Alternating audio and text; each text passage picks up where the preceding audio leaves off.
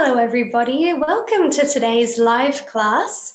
My name is Amber and I will be your teacher today.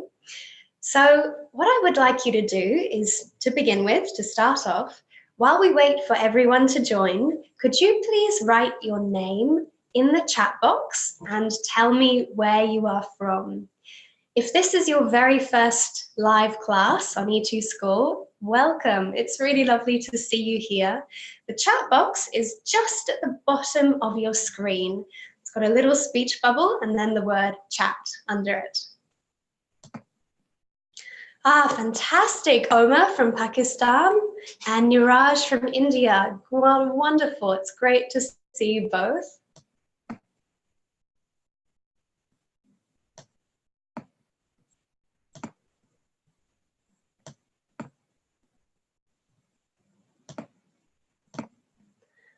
All right, so Omar and Niraj, how has your day been? Have you had a good day so far? What time is it in Pakistan and India at the moment? I'm in Melbourne in Australia, which is the city at the south of Australia, and it's quite a lovely sunny day here, even though it's still winter, but we're very lucky we've got beautiful weather in Australia. Okay, in Pakistan it's 11 a.m., right, so in the morning. And exactly the same time in India. Super.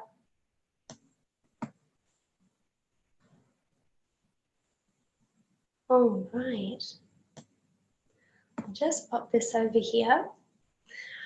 Okay, everybody. Well, let's get started with the lesson. So, I'm glad to hear that, Omar, that your day is going good so far. That's great to hear. What I'm going to do now is share my computer screen with you. That way you will be able to see my lesson, to see my slides and the information. And so I'll do this now.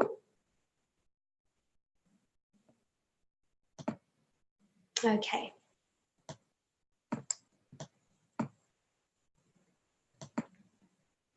All right, everybody. So at the moment, you are in a live class for the Grammar Review course on E2 School. In case you missed it, my name is Amber, and I'm one of the teachers at E2 School, and I'll be working with you today in this lesson.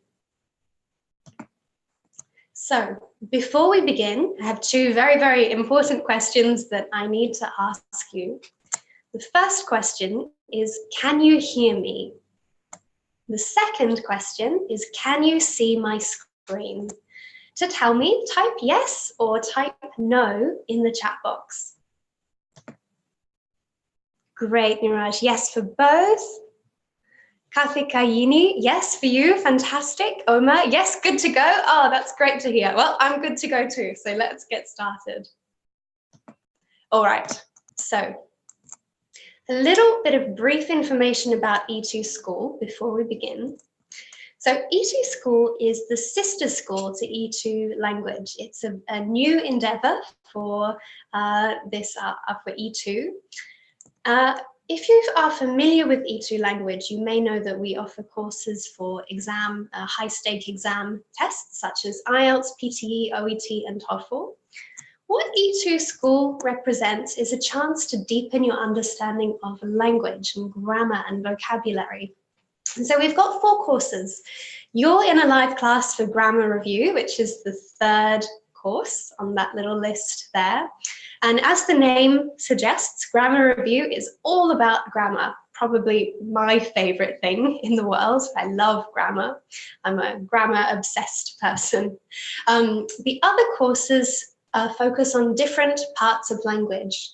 So Test Ready is all about improving your vocabulary and preparing to take tests, to feel ready for tests. Speaking Lab, as the name suggests, is for your speaking, particularly pronunciation. And the other course, Level 1 Key, is a beginner English course. So just a little overview for you in case this is your first time here. Okay, so for those of you who are here on E2 School, you've got 2 ways to talk to me. The chat box, which many of you are doing beautifully already, so thank you for that. You can also use the Q&A button at the bottom of the screen to ask questions, but both options are completely fine for me. So choose whatever is easiest for you. Now, if you're watching this video on YouTube, you can write in the live chat box and give your answers there. Okay, so what is Grammar Review? What is this course? Well, in Grammar Review, we cover 7 different parts of speech. So I'll go around the circle one by one. So we look at adjectives in green, P for prepositions, PN is for pronouns, ADV for adverbs, A is for articles, and we also look at nouns and verbs. So we cover the different parts of speech in English in this course. So what are we going to learn in today's class? Well, we're still working on prepositions. So the previous live class on Tuesday was looking at prepositions of time. Today's live class is looking at prepositions of location. But before we get more into that, I'm going to ask a very general, broad question. What are prepositions? Tell me what you think. What are prepositions? Type your answer in the chat box. It can be anything. You can give me an example of a preposition. You can write what you think they do. Just write your thoughts in the chat box. Let me know what you think. And don't worry, there's no wrong answer. You know, you can just write whatever you think and we can talk about it together.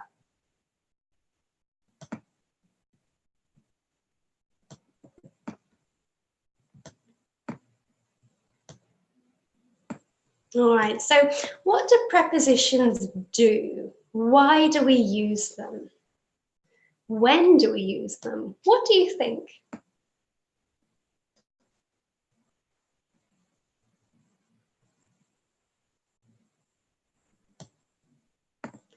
Any ideas? Oh, great, Omer.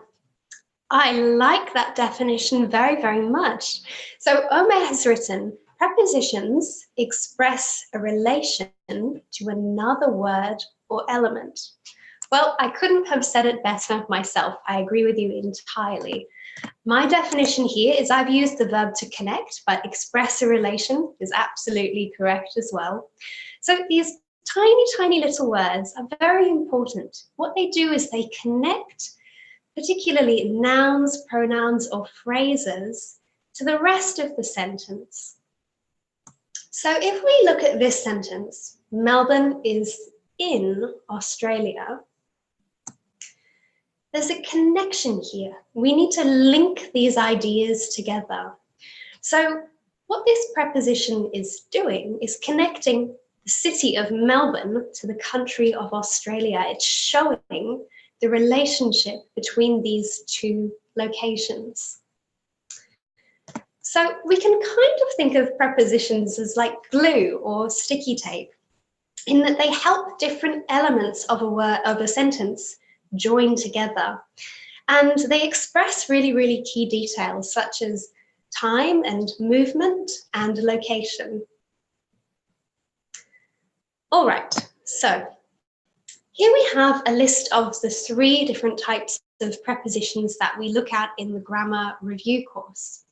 Now, in the Grammar Review course, we look at 3 types of prepositions: time prepositions, location or place prepositions, and movement prepositions. So, in today's lesson, we're going to look at the second type, and I'm going to take you through the meaning, how to use them in a sentence, and the different rules.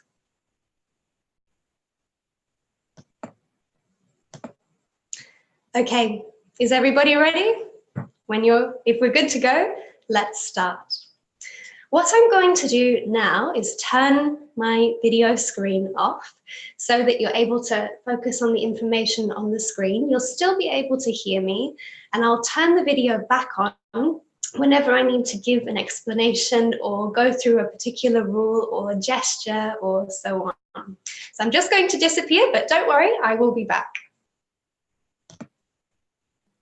Okay, so let's begin with the meaning of location prepositions.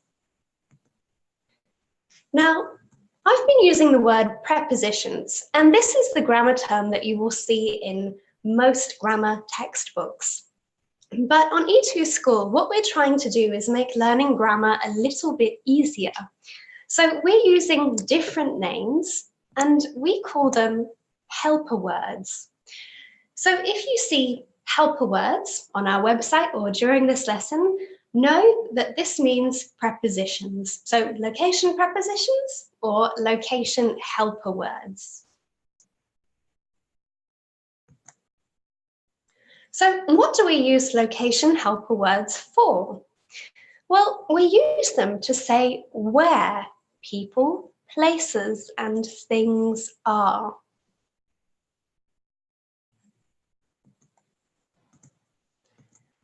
So we need to begin a sentence with the subject and then the verb. So we've got some examples. I study, we live, London is. Then let's add our preposition and then our location words. So here's the first one. I study at the library. We live on Bridge Street. London is in England. So these three little words, these preposition or helper words, are joining the subject and verb with the location. Now, in English, there are many, many different location helper words. Here's a selection for you to see. So we've got words like after, at, behind, between, by, down, from, in, off, on, through, and up.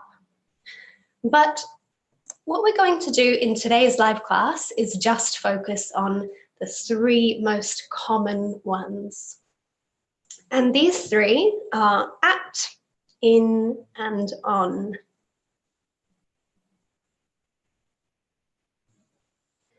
So first of all, before we look at the rules, I'm going to teach you how to use them in a sentence.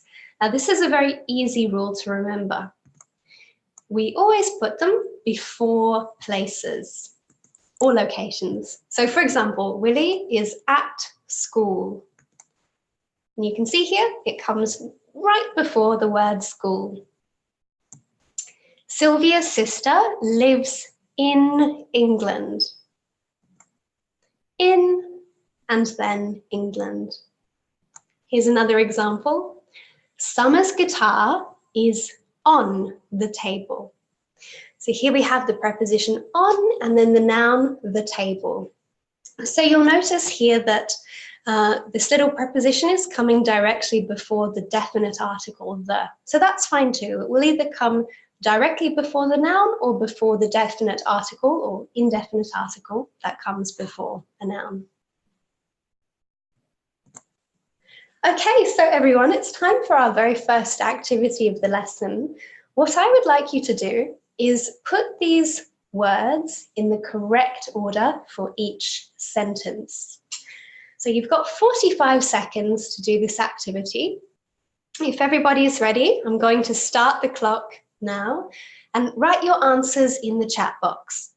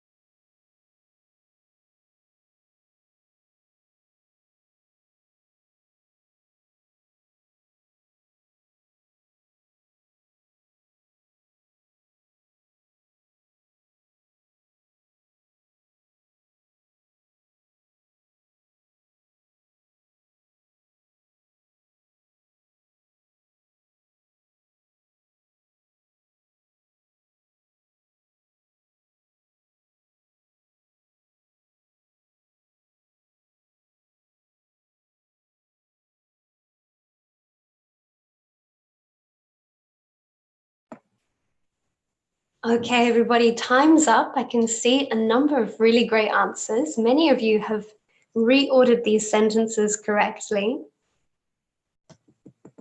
I'll just wait a few more seconds for everyone to add their response.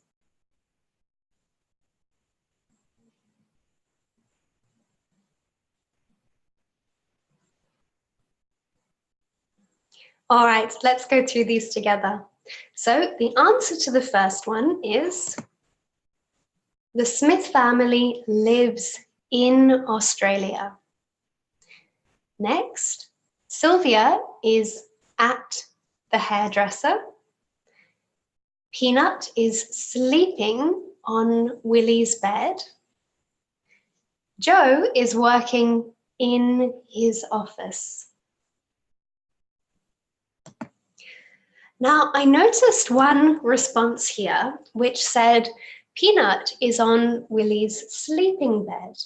Now, in that sentence, actually, that was almost correct as well, in the sense that the preposition was in the right place, on Willie's sleeping bed.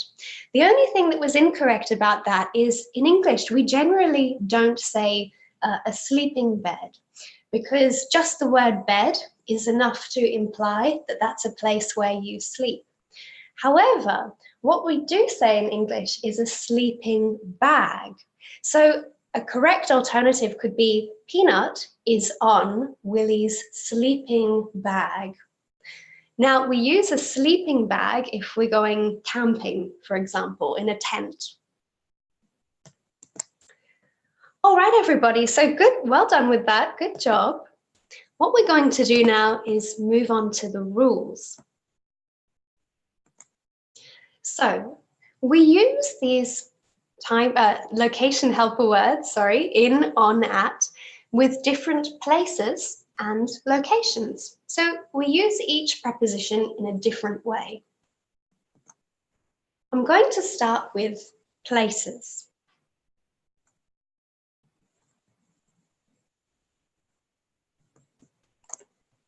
Okay, so here we have our 3 location helper words, in, on, and at. We use in with the names of towns, cities, regions, and countries. I'll just pop the video back on for this explanation. Hello again, everyone.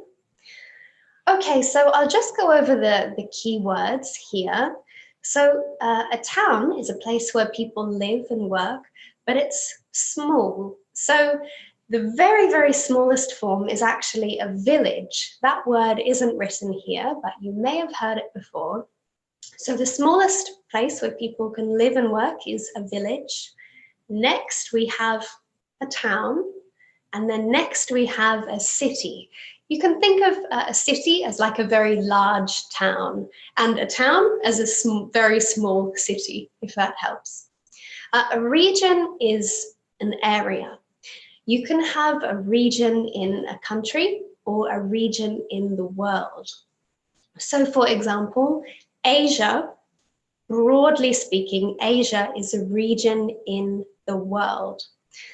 Currently, I am in Melbourne, Australia, and Melbourne is in the state of Victoria. So that's a region in Australia.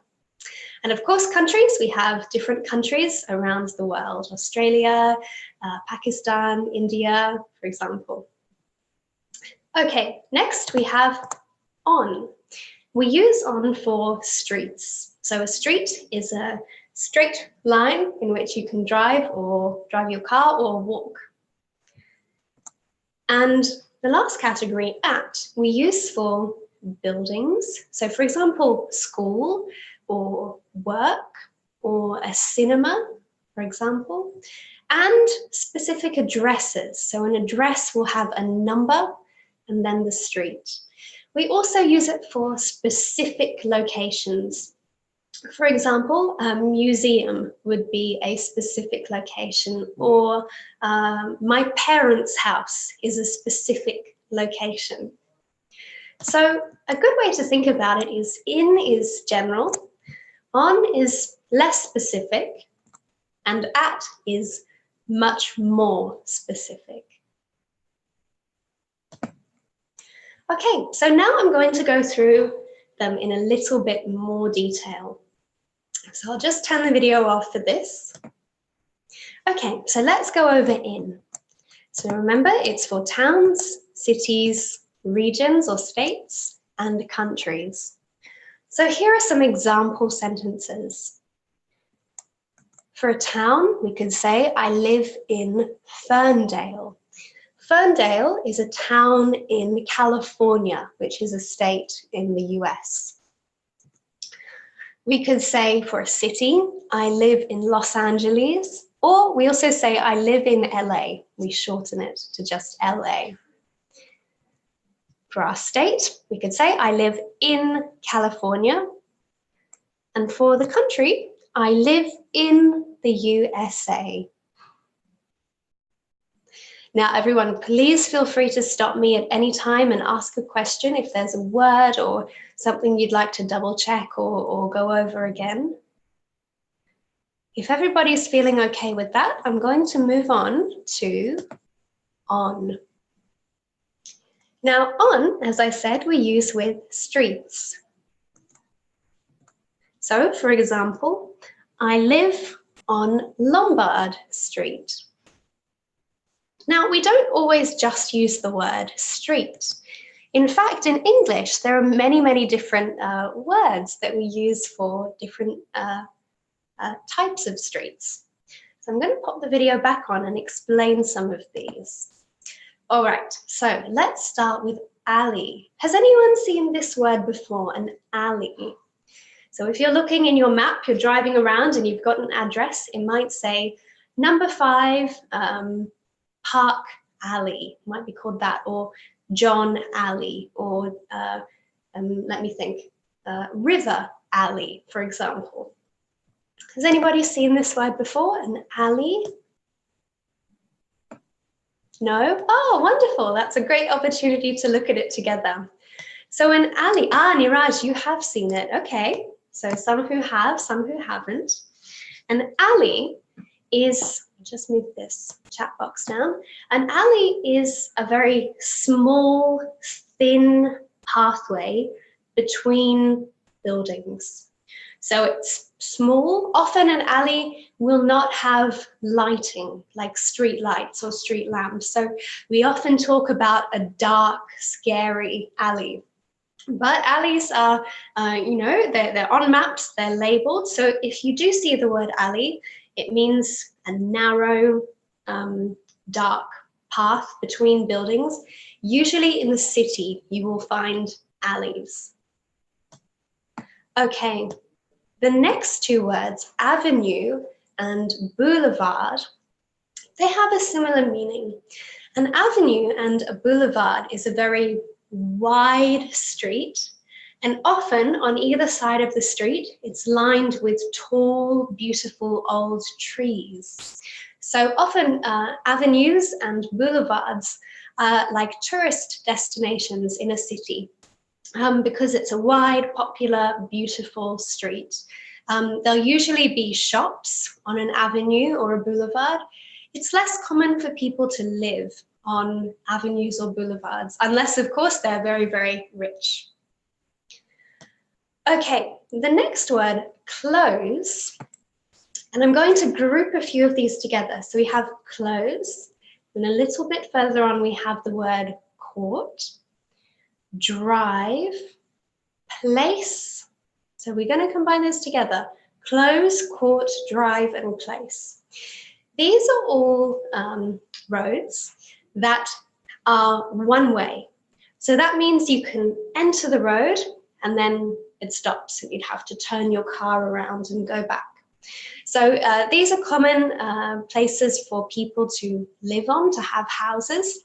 So it's very common to see your home address with, for example, number 5 River Close, or number 5 River Court, number 5 River Drive, or number 5 River Place. These are all typically residential areas. So that means where you have your home, where you live.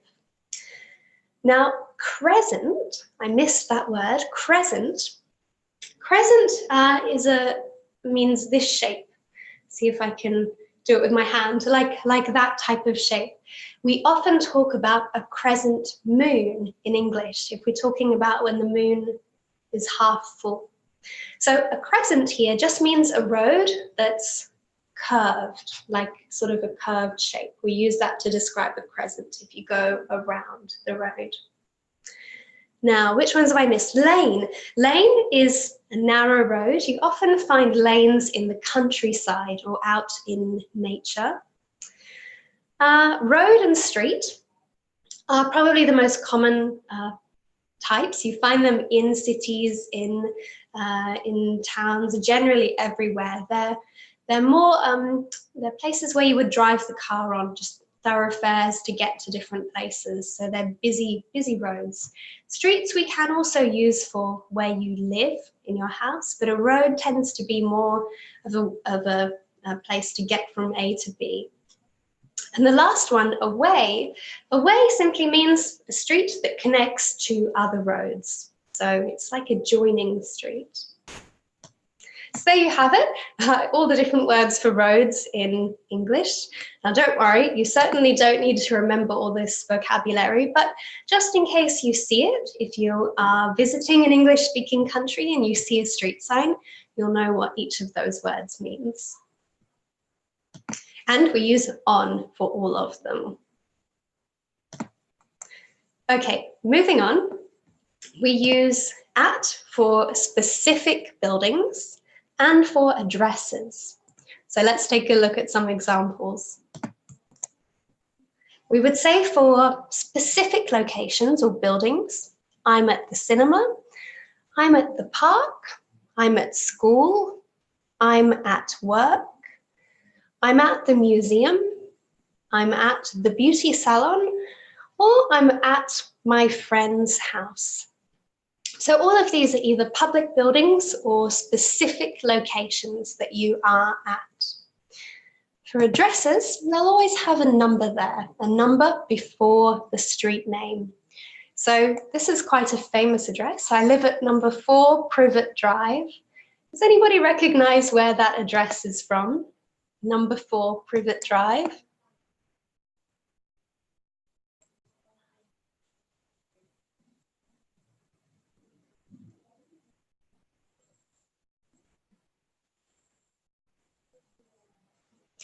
Oh, Niraj, Sydney, that's a good guess. That is a good guess. I'll give you a clue. It's from a famous English novel, a famous book that's set in England.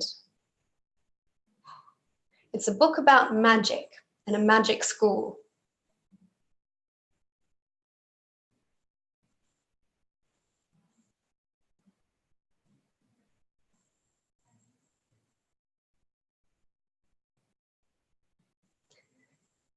Has anybody heard of the book and also the many films Harry Potter, the Harry Potter series?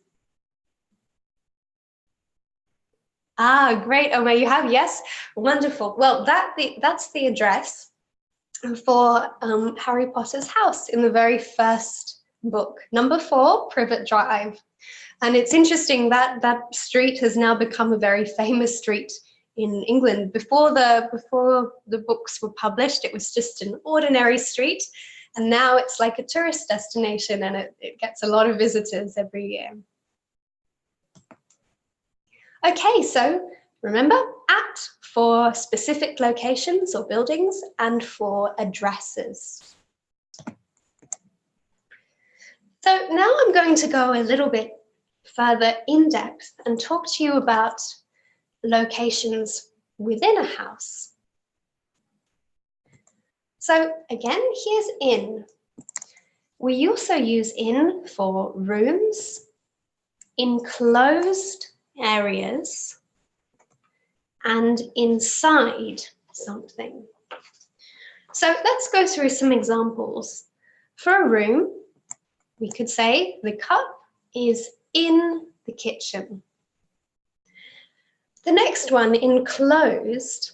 In case you haven't seen that word before, enclosed, I'll pop the video on so I can give a little demonstration. Hello again, everyone. Enclosed means something is surrounded. So I'll just see if I can give a little example here. I'll take a piece of paper. Okay, so I have this piece of paper here, and let me think. I have this pen. I'm going to enclose the pen, so I'm going to this up into a space like this, and I put the pen inside. So the pen is now enclosed by the paper. So enclosed means to surround something.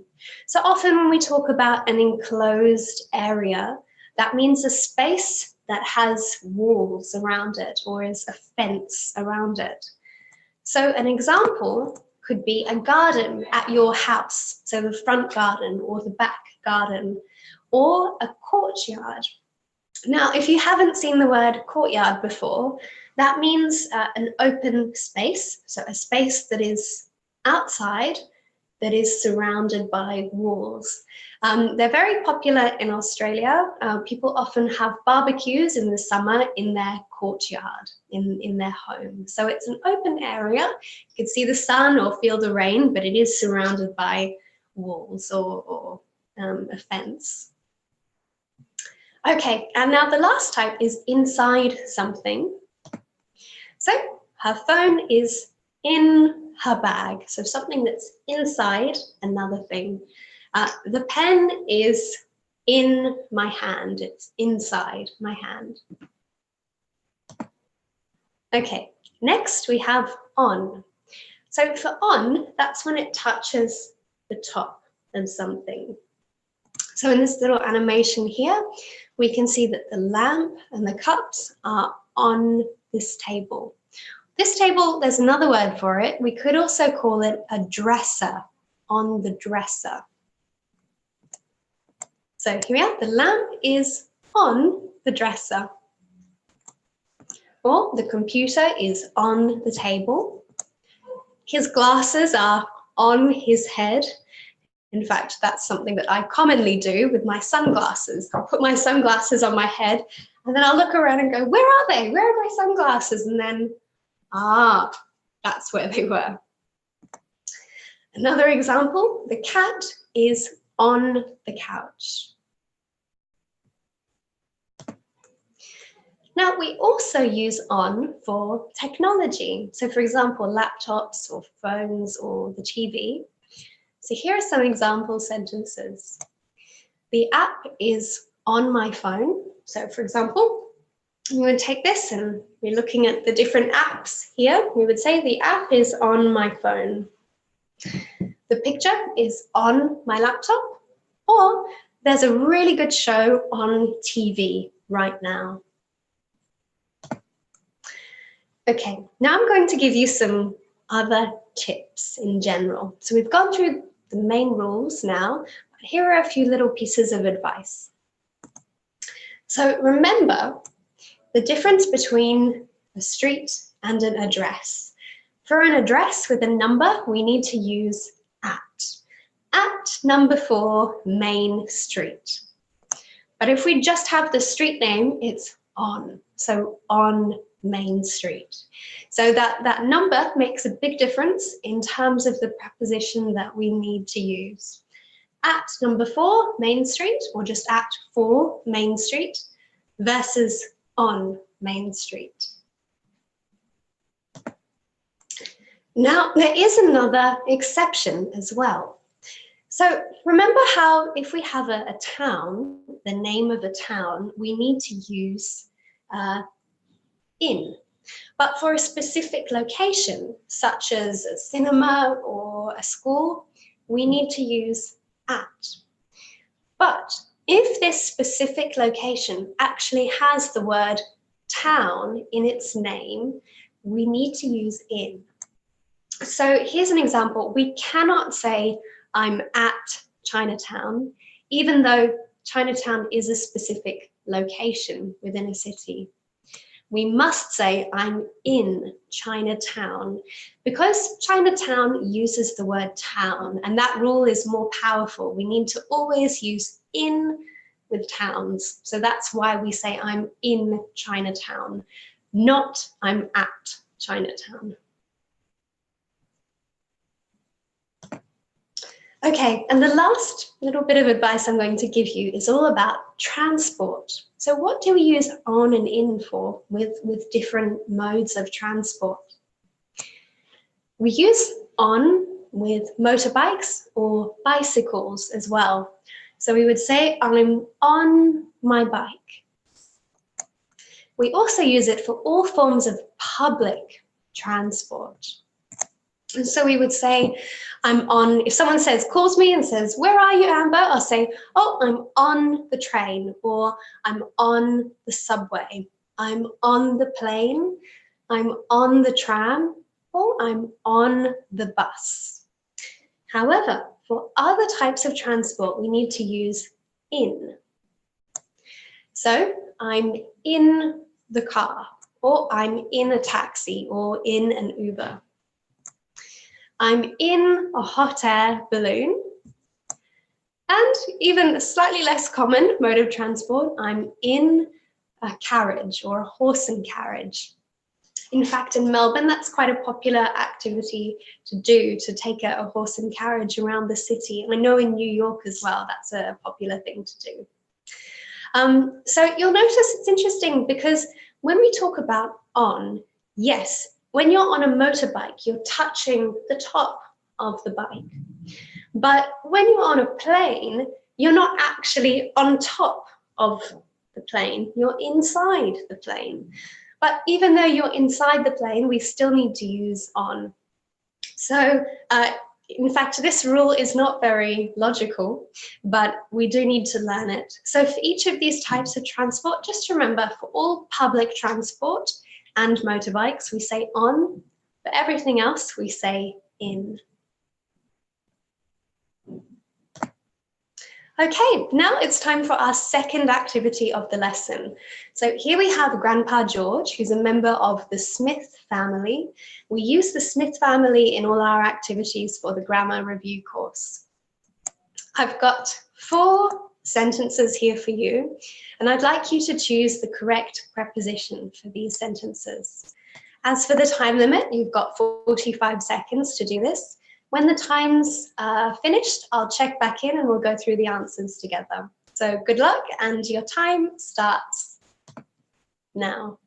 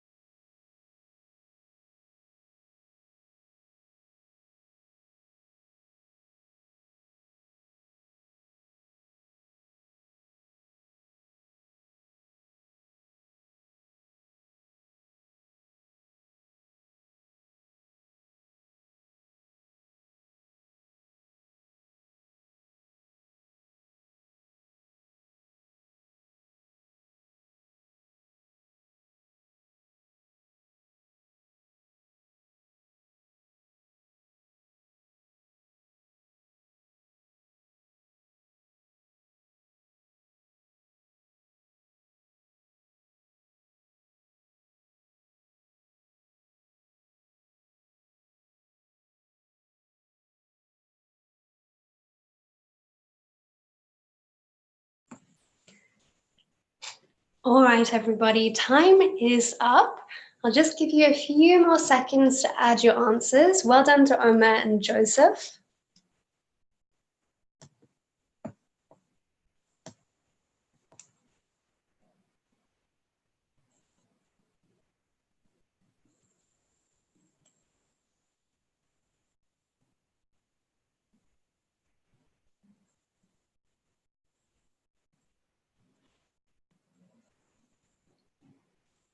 Great, Kathikayini, lovely work.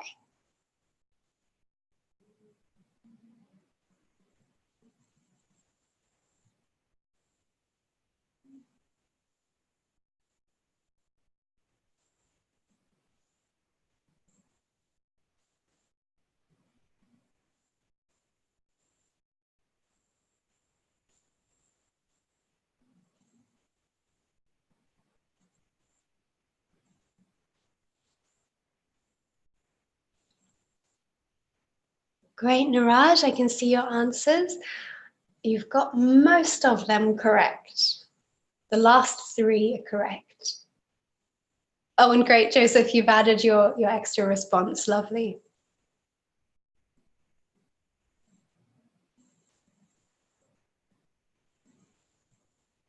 So the park is a specific location. Melbourne is a city. Grass, what do you usually do when you're on top of grass? Think of the position there. And a stick, where would the stick be in relation to the hand? All right, let's go through the answers together. So well done to those of you who got these correct. So we'd say George is at the park. The park is in Melbourne. He is standing on grass and he has a stick in his hand. Lovely, lovely work, everyone. All right, I've got another activity for you now. This time, what I'd like you to do is match the words on the right-hand side of the screen to the different preposition. So I'll give you an example.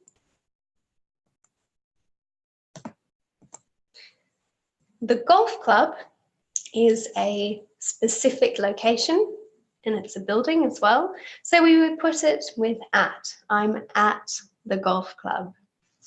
So for the rest of these words, match them with their correct preposition. And you've got 1 minute to do this activity.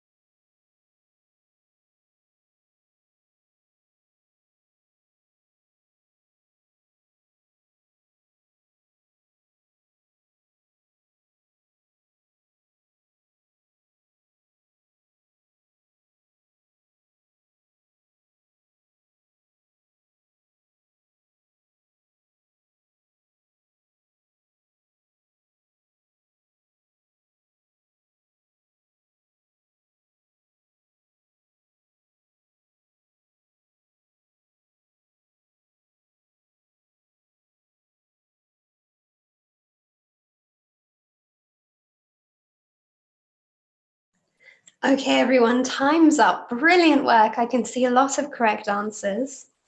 And I would also just like to extend a welcome to Danila and Soji, who I've noticed are in the class. So welcome to you two. I'll just wait a little bit longer for everybody to add their responses in the chat box. Thank you to Omar and Kathikayini and Joseph. That's lovely work.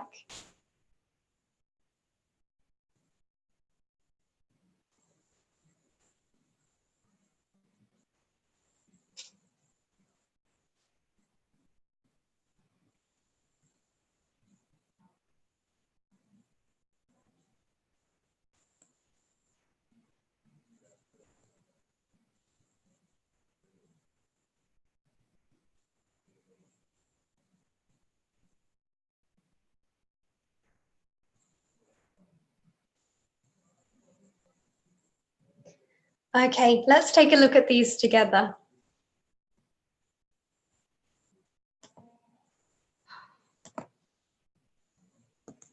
All right, here are the correct answers. I'll go through each one in turn and I'll explain why it belongs with these prepositions. So number 10, Bond Street, is an address. So we need to use at with addresses. I'm at 10 Bond Street. My mum's house is a specific location. It's also a building. So we need to say I'm at my mum's home, or I'm at my mum's, you could say. Now for on, Fifth Avenue, George Drive, and River Way are all different types of streets. So that's why we need to use on. I'm on Fifth Avenue. That would be a location in New York. I'm on George Drive, or I'm on River Way. Now, for the last three, New York, Victoria, and China. New York is a city. Victoria is a region in Australia, or technically we call it a state here. And China, of course, is a country.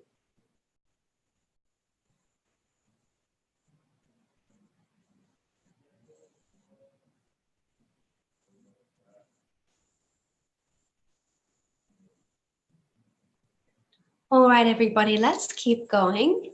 Remember, if you do have any questions or want to ask me something, please stop me at any time or write your question in the chat box. Okay, so now we've got our fourth activity of the day. This is quite a short activity and a quick one. You've only got 20 seconds, and I want you to fill in the gap in these two sentences with a preposition. If you're ready, let's start. The clock's ticking. Let's go.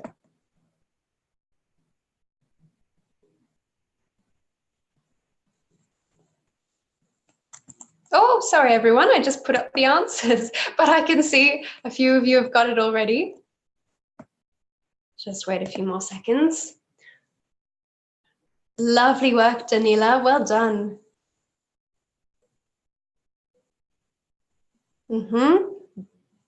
Brilliant. Great work, Joseph. And I can see Omar and Kathy Kayini. Lovely.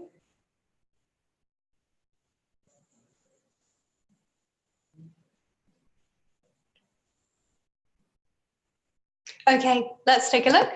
The first one is on Abbey Road.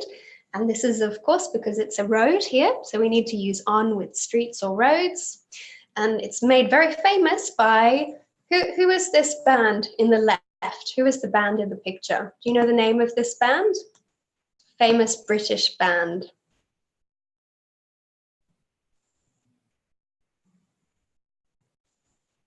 Yeah, great work, Danila. Yes, the Beatles. I'm a massive Beatles fan. I love their songs. In fact, I'm just going to pop the video back on to explain this. Hello again, everyone. In fact, one of the best ways to practice your English and to learn English is if you use music and songs to practice, your pronunciation, to practice your listening as well. It's a really, really wonderful technique to use. There's a special word in English for when we want to look at the words of a song. And I'm just going to type it in the chat box so everybody can see this word. We call them lyrics. So if you go to Google and you type in the name or any search engine and you type in the name of a song you like and then you write the word lyrics, up will come the words. And then you can listen to the song and read the lyrics at the same time. And it's one of the most fun ways and one of the best ways, I think, to practice and to learn English.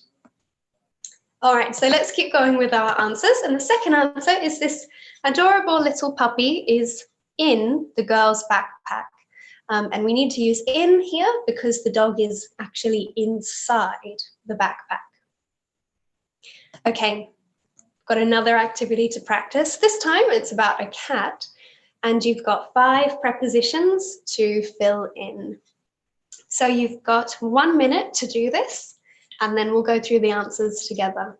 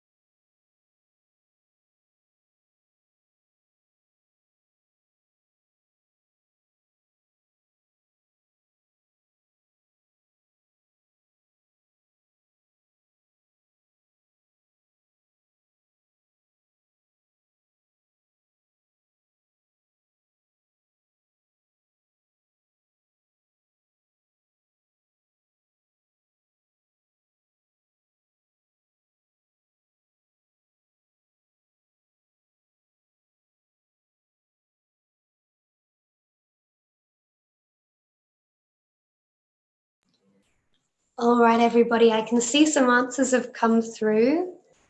Thank you, Daniela, Joseph, and Omer, and Katli Kayini. That's great to see. I'll just wait a few more seconds and then we'll go through the answers together. I can see a number of correct answers and 1 or 2 incorrect ones, but that's okay.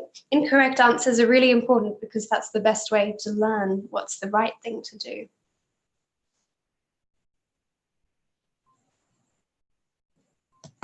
Okay, let's take a look together.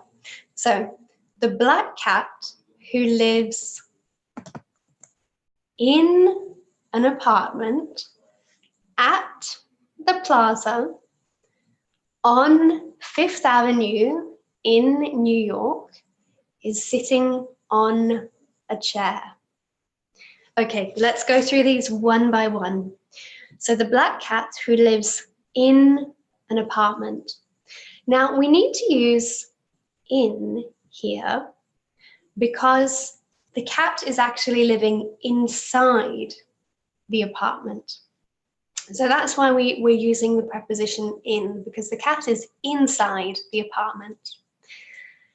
Next, at the plaza. Now, at, we use in 2 ways. So we use it for specific locations and for addresses. Now here, the plaza actually falls into both of those categories. So the plaza is a famous apartment building in New York. It's also a hotel, but you can live in apartments there. People own apartments there. So when it's functioning as a hotel, then it's a specific location at the plaza. But you'll notice that the full sentences is the plaza, Fifth Avenue. So this was a little bit of a tricky one because sometimes addresses don't actually use numbers. So for example, if I said number 500 Fifth Avenue, I would say at 500 Fifth Avenue.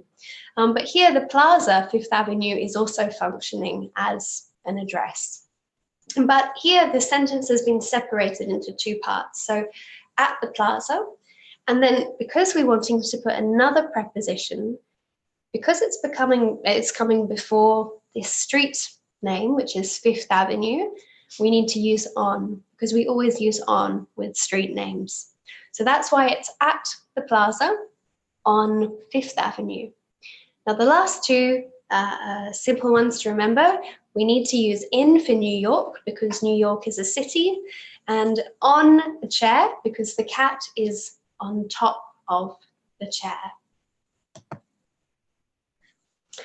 Joseph, that's a good question. Why do we say on Fifth Avenue?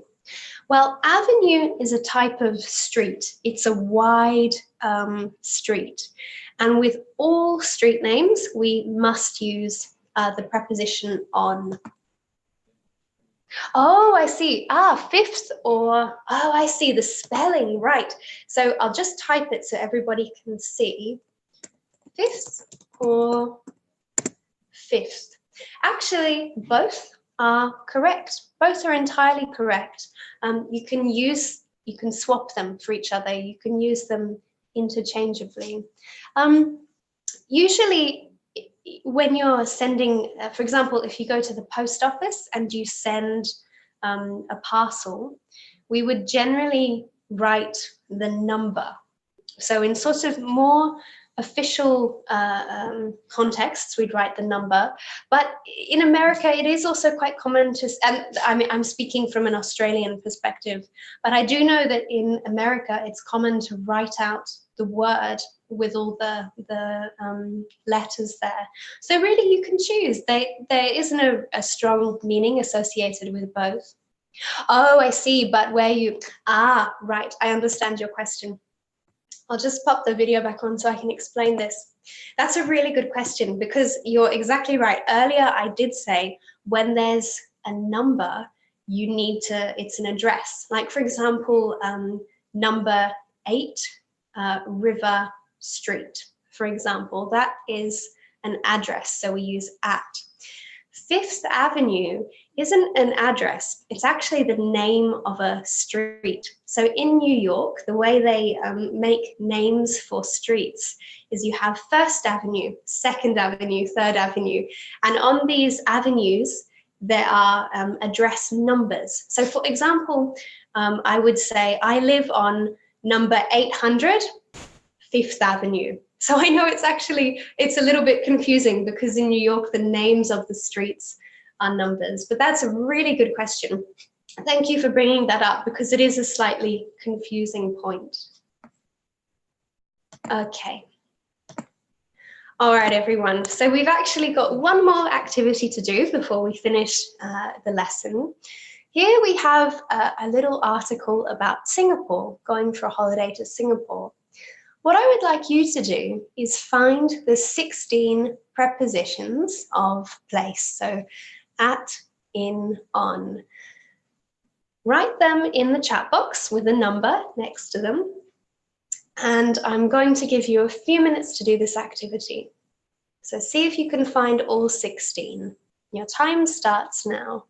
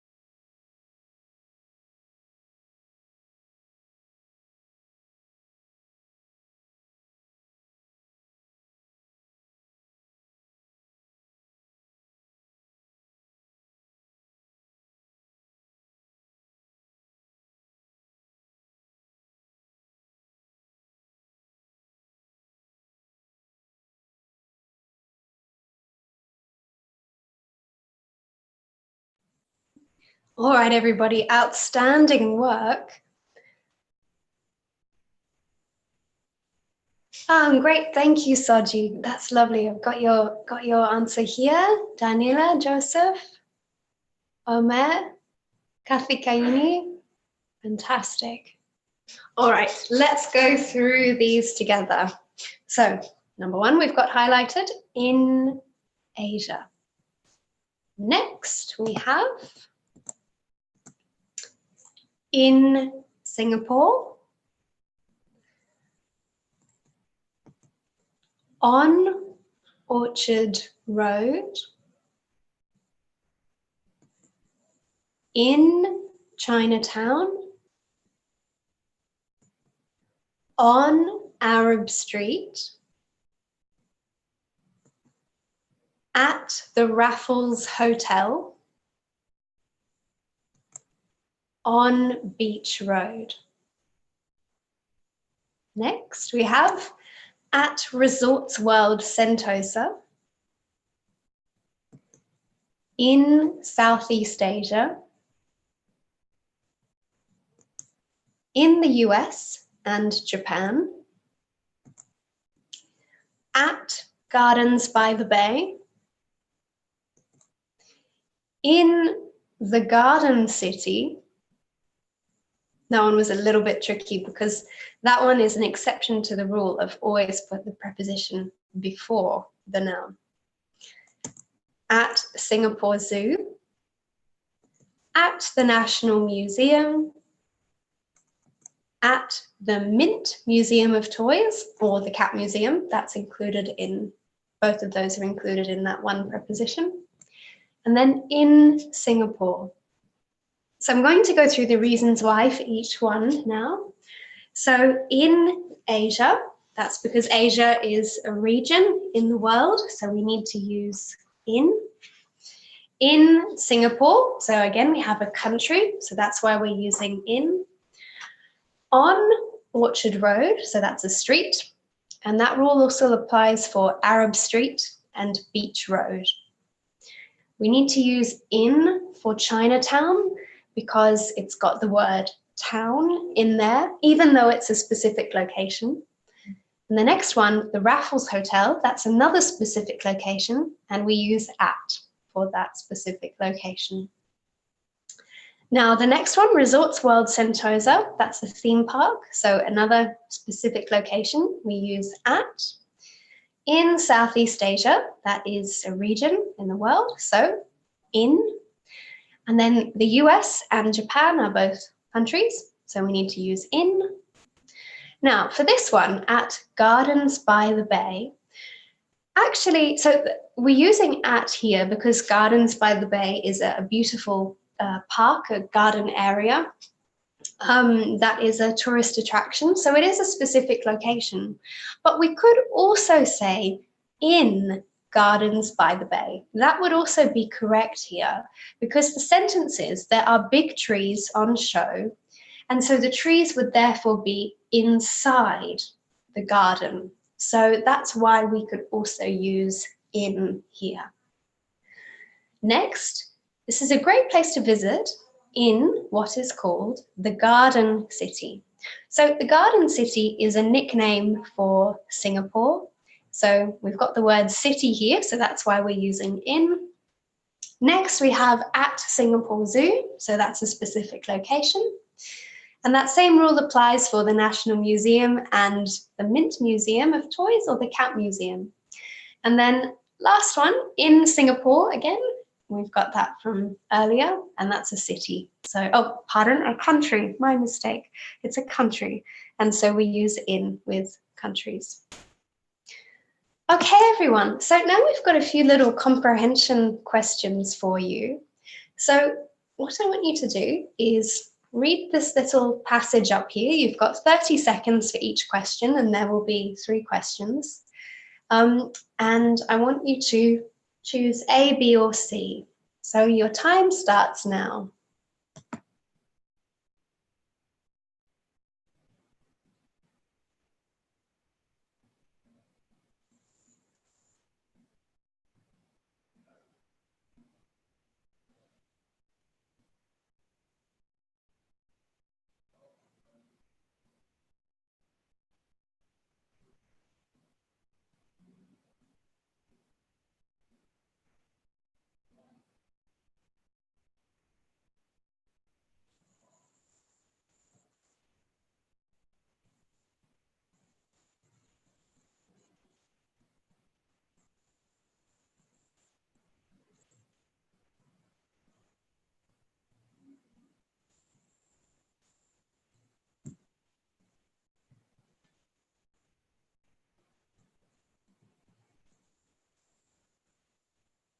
Okay, great work, everyone. Yes, the answer is A, Asia. And actually, the answer is the very first two words in the sentence, in Asia. Okay, next question. Singapore is also known as...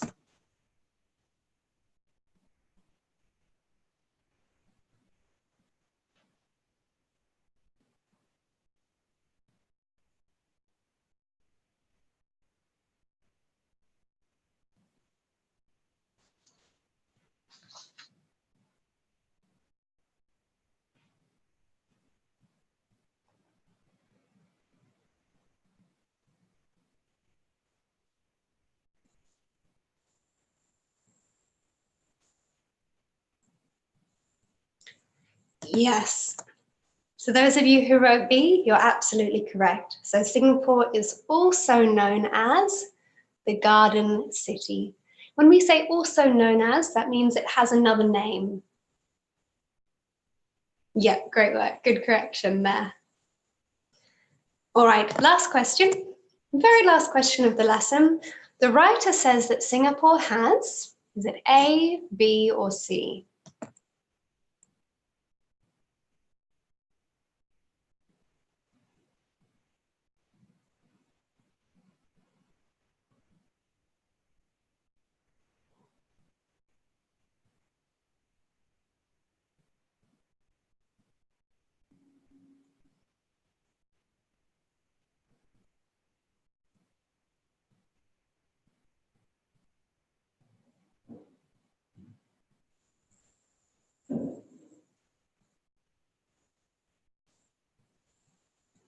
Okay, everyone, time's up.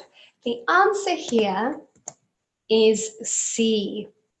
So although it is certainly true that A, it does have an interesting history, and B, yes, there are lots of museums, and actually the writer talks about the museums, but the writer doesn't actually say there are a lot of museums or many museums.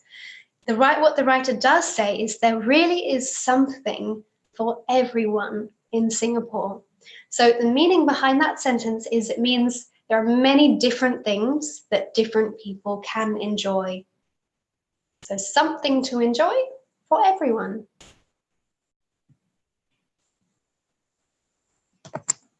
Okay, everybody, so that brings us to the end of today's class. So we looked at location prepositions, we looked at their meaning, how to use them in a sentence, and the different rules.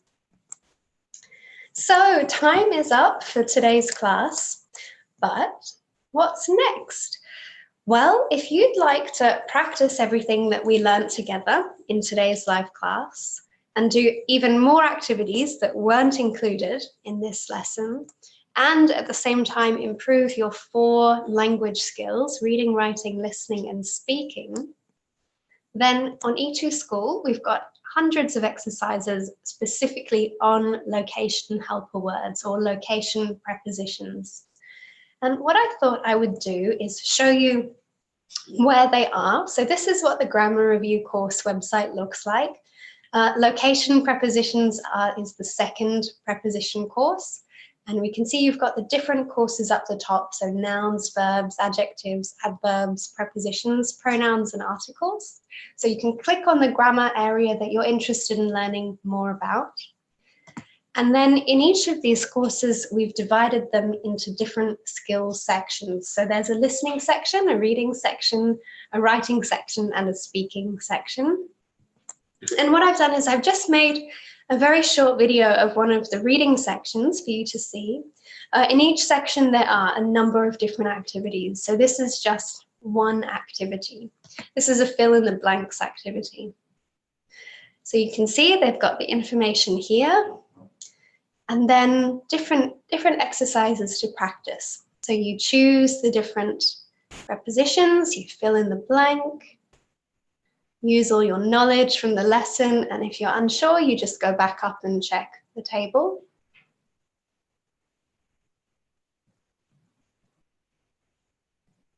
And then when you've done them all, you just click submit.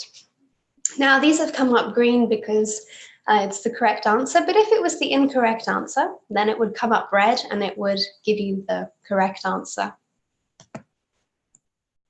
Okay, everybody. So I'll turn the video back on. I'd just like to say thank you to everybody who joined today's class. I recognize some of you here, so it's lovely to see you again. Thank you for coming back. To those of you who I haven't met before, it's really nice to meet you. Thank you for your hard work and your answers today. I hope it's been helpful for you and that you've maybe learned something new or learned something in a bit more depth. So now what I'd like to do is give you a few minutes to ask any questions if you have questions about prepositions of location. For any of those questions, you can ask me right now. If you have any other questions, for example, about E2 School or E2 Language, for E2 Language, you can go to help.e2language.com. There they have a list of frequently asked questions. So your question may well be amongst that list. If you have any questions about E2 School that you couldn't find an answer to and you want to write to a person about it, then you can send an email to hello@e2school.com. So those are the addresses for you. I'll wait a few moments to see if anyone has any questions. If you don't have any questions, then you're free to go. And I hope you have a really lovely rest of your day wherever you are in the world. And hope to see you next time in another live class.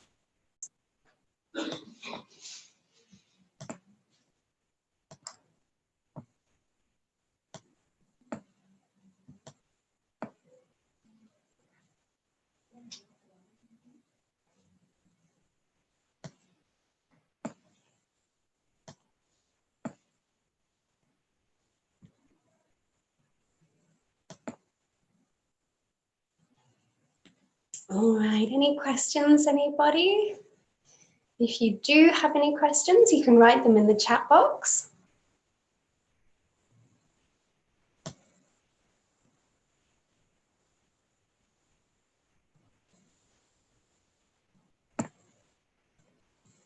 Okay, well, I will, in that case, I will stop that share. Okay, everybody, well, thank you for joining me. It's been lovely working with you and working with these prepositions today. Have a fantastic rest of your day and week and month, and hopefully I'll see you next time. Take care and goodbye.